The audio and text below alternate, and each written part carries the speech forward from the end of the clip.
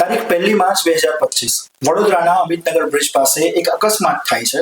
એક ST bus એક નાના બાળકને અડફેટે લે છે અને તેનું મૃત્યુ થાય છે.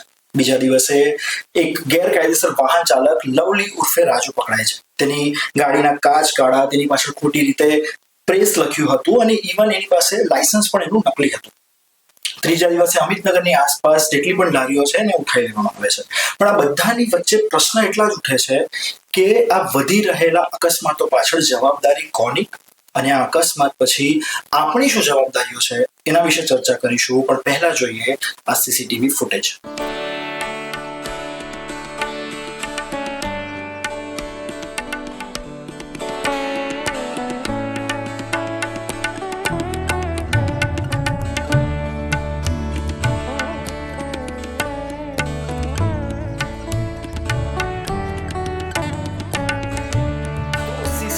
આપણે બધાએ જોયું અહીંયા, પણ હું એક નાની વાત કહી દઉં કે હું અહીંયા આ એક્સિડન્ટને એનાલિસિસ કરવા નથી આવ્યો.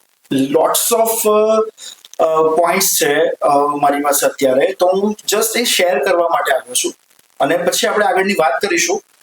પણ અત્યારે આપણે સમજીએ થોડું કે કોની ઘટના હોઈ શકે, કયા કયા પર્સપેક્ટિવ્સ હોઈ શકે કે બાળકનું મૃત્યુ થયું. બીકોઝ અલ્ટિમેટલી તો જેનો દીકરો ગયો છે એ માને જ ખબર પડે ને કે કેટલું દુઃખ હોય.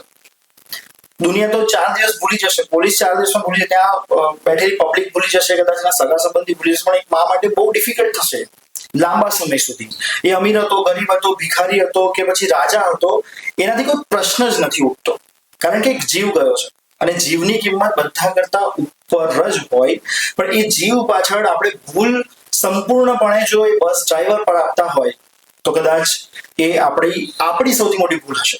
કારણ એનું એવું છે, શાંતિથી આપણે વિડીયોને જોઈએ ફરી એકવાર. એમાં આપણે જોઈએ કે એ બાળક, જો શાંતિથી આપણે જોઈએ તો બસ જે છે એ ટર્ન મારી રહી છે અમિતનગરથી ડાબી બાજુ સમા બાજુ જતા, અને બાળક જે છે ને એકદમ બ્લાઇન્ડ સ્પોટ પર આવ્યો. ધ્યાનથી તમે જોવો તો એટલા બ્લાઇન્ડ સ્પોટ પર હતો, કારણ કે ટર્નિંગ હતો એટલે ડ્રાઈવરને બટ ઓબ્વિયસ છે કે એના લેફ્ટ હેન્ડ સાઈડના એંગલ પર એટલું ક્લિયરલી ન દેખાય, અને બાળક એ જ પોઈન્ટ પર દોડ્યો છે અને એટલા માટે કદાચ આવ્યો છે. અને બસની સ્પીડ એ ખાસ છે ને, એ તમે પણ જોઈ શકો છો. એટલે હું કંઈક અહીંયા ડ્રાઈવરને ડિફેન્ડ નથી કરી રહ્યો કે પછી નથી મારે કોઈ આ બસનું કે અકસ્માતનું એનાલિસિસ કરવું. એ બધા પોઈન્ટ્સ બહુ જૂના છે અને એના પર આપણે ચર્ચા નથી કરવી. હું અહીંયા વાત કરી રહ્યો છું, ઘણા બધા મુદ્દા છે મારી પાસે અત્યારે. ફોર એક્ઝામ્પલ શું, લાઈવ એક્ઝામ્પલ. જે દિવસ અકસ્માત થયો 1 માર્ચે, 2 માર્ચે અમે કામથી અમારી ટીમ બહાર હતી અને સડનલી સમય, સ્થાન અને સંજોગ ભેગા થાય ને એ રીતેની એક ઘટના બની અમારી સાથે. અમે ત્યાં એક કામ પતાવીને આવતા હતા એટલે થયું કે ગઈકાલે જે અકસ્માત થયું છે તો ત્યાંના અત્યારના શું અપડેટ છે. જે એકદમ લાઈનમાં રોજ ઉભી રહેતી જે અર્ટિગા અને ઇકો જે કાર હોય છે, જે પ્રાઇવેટ પાસિંગ છે પણ છતાં પણ પબ્લિક ટ્રાન્સપોર્ટ કરી રહ્યું છે ઇનલીગલ, બરાબર છે. અને આજથી વર્ષોથી વડોદરાવાસી જે અમદાવાદ જતો હોય એને ખબર જ હોય કે અમિતનગરથી સીટીએમ સરળતાથી જતું રહેવાય 120 કે 150 રૂપિયામાં. એટલે આ કોઈ પેલું એ નથી કે હું કોઈ નવી વાત કરી રહ્યો છું. આપણે બધા જ આ વાત જાણીએ છીએ કે ગાડીઓ બધી જ છે ને પ્રાઇવેટ પાસિંગ છે, છતાં બી પબ્લિક પ્લેસમાં ચાલે છે. પણ તેરી બી ચૂપ મેરી બી ચૂપ ચાલી જ રહ્યું છે વર્ષોથી, કોઈ પ્રોબ્લેમ નથી. પણ એના કારણે મોટો ઇશ્યુ એવો ઉભો થાય છે કે એ ગાડીઓની ભીડના લીધે, આગળ રહેલી હોટલોની ભીડના લીધે એટલું બધું ટ્રાફિક એ ટર્નિંગ પોઈન્ટ પર, અને મેઇન સ્પોટ છે એ વડોદરાનું ચેકપોસ્ટ છે કે ત્યાંથી તમે બીજી સિટીમાં ઇઝીલી ટ્રાવેલ કરી શકો છો. એટલે એન્ડ એરિયા છે એટલે ત્યાં મોટા વ્હીકલ બટ ઓબ્વિયસ છે કે એન્ટર અને આઉટ કરવાના છે. એટલે એવા સ્પોટ પર તમે રોડ ભલે ખુલ્લા બનાવ્યા પણ અમુક બેઝિક વસ્તુઓ પર કોઈ ધ્યાન નથી આપી રહ્યું. હવે પાછો પ્રશ્ન એવો આવે કે ધ્યાન આપવાની વાત કોની છે. તો એ જ દિવસે જ્યારે અમે અમિતનગર સમય, સ્થાન અને સંજોગો અમારા ભેગા થયા ત્યારે એક ભાઈ હતા જેનું નામ હતું ફેર એન્ડ લવલી ઉર્ફે રાજુ. એ ભાઈ સરસ મજાની GJ1 ની એમની પાસિંગની ગાડી છે. આખી ગાડીને એમને કાળા કાચ કરી રાખ્યા છે અને ઉપરથી પાછળ, ગાડીની પાછળ એમણે લાલ કલરમાં મોટા બોલ્ડ અક્ષરોમાં પ્રેસ PRESS લખાવી રાખ્યું. એટલે એ દિવસે પોલીસ વાળા જે સર હતા, PSI સર, એમને પકડ્યા એ ભાઈને.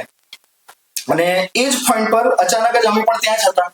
એટલે અમે સીધું શૂટ કરવાનું સ્ટાર્ટ કરી દીધું. એની વચ્ચે એટલા બધા પોઈન્ટ્સ નીકળ્યા કે કદાચ આપણી અક્કલ બંધ થઈ જાય અને એ જ મુદ્દા થોડા વિચલિત કરી જાય છે. અને એ જ મુદ્દા મારે શેર કરવા છે કે આપણને એવું લાગતું હશે કે બાળક મારું આપણું શું, આપણને શું ફરક પડશે, પણ ખબર નહીં કેમ, કારણ કે હજારો લોકો રોજ અહીંયાથી ઇકો અર્ટિગામાં ટ્રાવેલ કરી રહ્યા છે. એ અમદાવાદથી વડોદરા હોય કે વડોદરાથી અમદાવાદ હોય.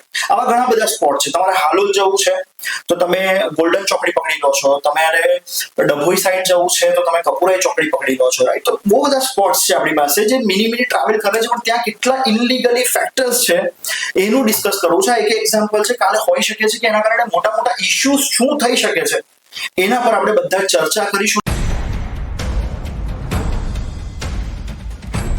તો હું વાત કરતો હતો કે પીએસઆઈ સરે એ રાજુભાઈને પકડ્યા એની કાળા કાચવાળી ગાડીમાં અને પાછળ લખાવ્યું હતું. તો પકડ્યા અને બધું કાચ એ સાફ કરતા હતા. જે બ્લેક હતું ને પીએસઆઈ સર પોતે કરતા હતા. એટલે મને બહુ મજા આવી જોવાની પણ કે આટલી મોટી પોસ્ટ, પીએસઆઈ ની પોસ્ટ વાળો માણસ પણ ગ્રાઉન્ડ લેવલનું કામ કરી રહ્યો છે. તો આમ મજા આવી કે યસ, ગુજરાત પોલીસ.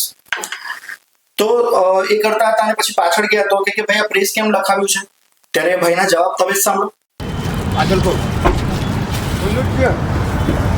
આ પ્રેસ કેમ લખ્યું છે ભાઈ? કયા પ્રેસમાં છે? કયા પ્રેસમાં એ વાત નહીં, કયા પ્રેસમાં છે એમ કે મને પેલા મને પ્રેસમાં જેમ પ્રેસમાં લખેલું ત્યાં ચાલે ભાઈ. ભાઈ ગાડી પ્રેસ મેમો બનાવી દે ભાઈ, મેમો બનાવી દે ભાઈ. કયા પ્રેસમાં છે ભાઈ?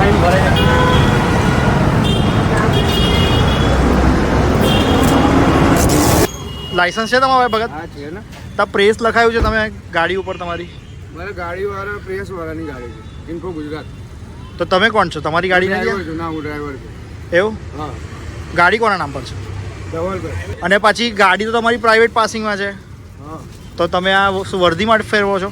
ના, અત્યારે તો એમે માયલો છું. શું એમે માયલો છું. અત્યારે તો પેસેન્જર ક્યાં ભરેલા, ખાલી છે.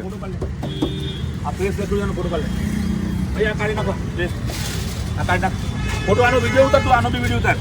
કે પ્રાઇવેટ પાસિંગમાં તમે કરી રહ્યા છો પ્રેસનું નામ લખાઈને, તો શું અહીંયા વર્દી મારો છો તમે? ના ભાઈ, અમિતનગરથી અમદાવાદ સીટીએમ. ગાડી અત્યારે ડિટેન કરું છું અને ગેરકાયદેસર પેસેન્જર ભરવામાં અહીંયા પકડી છે અને બ્લેક ફિલ્મથી અમે ઉતારી નાખી છે અત્યારે હાલમાં. બરોબર. કેમ કે હું પેટ્રોલિંગમાં હતો અને અત્યારે આવ્યો ત્યારે ગાડી જોઈ ત્યારે મેં જમા લઈ લીધી અત્યારે, બરાબર છે? ઓકે સાહેબ, અને અત્યારે મેં 4 ગાડી જમા લીધી ટોટલ અહીંથી, બરાબર? ઓકે. ભાઈ તું કયા પ્રેસમાં છે એ પૂછતા જ પેલા ભાઈ આમ માથું ખંજોડવા લાગે છે. જોઈને આશ્ચર્ય તો ના થાય, કારણ કે આવા ઘણા લોકો છે જે કંઈક ના નામે કંઈક ચલાવતા હોય. એ કોઈ નવી વાતો છે જ નહીં. તમને પણ જાણો છું, હું પણ જાણું છું કે સિસ્ટમ ભલે કામ કરી રહી છે, પણ એટલા બધા લૂપ હોલ છે, નરી આંખે દેખાતા લૂપ હોલ્સ છે જ વડોદરા વાસીઓની સામે. પણ ખાલી વડોદરા વાસીઓ ને એમાં પડી નથી, બહુ રસ નથી, કારણ કે વડોદરા વાસીઓને શું છે કે ભાઈ મારું થોડું કંઈક જઈ રહ્યું છે. પણ આ જ લૂપ હોલ્સ થી કદાચ થઈ શકે છે કે કાલે મોટે ભાગે વડોદરા વાસીઓના પ્રોબ્લેમનો સામનો કરવો પડે. અને એ ના કરવો પડે એટલે આજે થોડીક તો આંખ ખોલવી જ પડશે આપણે. કારણ કે તંત્ર શું કરી રહ્યું છે કે પોતાના કામોમાં વ્યસ્ત છે અને હશે જ 100%. હું જોઉં છું પોલીસ બહુ જ બિઝી છે, બહુ જ બિઝી છે, પણ બીજી બાજુ સ્ટાફ એટલો બધો નથી. કદાચ કે ખબર નહીં મને શું પ્રોબ્લેમ છે એ નથી ખબર પડ્યો અત્યાર સુધી, પણ પોલીસ બિઝી તો બહુ રહે છે. પણ મેઇન વસ્તુ ત્યાં આવીને અટકે છે કે જ્યારે કોઈ આવો મોટો ઇન્સિડન્ટ થાય ને એના 5 દિવસ અઠવાડિયામાં ભયંકર હલચલ ચાલે. હમણાં લહેરીઓ ઉઠાવી લેવાની, ત્યાંથી ત્યાં અચાનક પેટ્રોલિંગ સ્ટાર્ટ થઈ જાય. પેટ્રોલિંગ તો રોજ થતું જ હોય છે અને ત્યાંથી જ થતી હોય છે. ગાડીઓ ઘણી વાર આપણે જોઈએ પણ છે, પણ પેલો એટલો કોન્ફિડન્ટલી આમ ઉભો હોય ને ડ્રાઈવર કે ભાઈ જવા દો, કઈ નહીં, આપણે થઈ ગયું છે આપણું બધું. આવું કહેતા અમે મારા કાને સાંભળ્યા છે લોકોને. એટલે ત્યાં એટલા પ્રશ્નો ઉઠે. ત્યાંના લોકો સાથે મેં વાત કરી તો સૂત્ર મુજબ થોડી જે ખબર પડી, મને નથી ખબર આ વસ્તુ, પણ કેટલા બધા ભરવાડો છે એ ત્યાંથી હફતો ઉઘરાવે છે. હવે હફતો લઈને કરે છે શું, કોને આપે છે, કોને ત્યાં આપે છે, એ વાતો કેટલી સાચી છે ને એ પ્રશ્ન છે. પણ એટલી વાત તો ખબર પડે છે કે જે ગાડીઓ ઉભી રહે છે ને એ ગેરકાયદેસર હોય છે. હવે એની પાછળ વ્યવહારો ચાલે છે નથી ચાલતા એ અમને કોઈ જ ખબર નથી, પણ ત્યાંના લોકોનું કહેવું એવું છે કે ત્યાં કોઈ ભરવાડ હફતા ઉઘરાવે છે.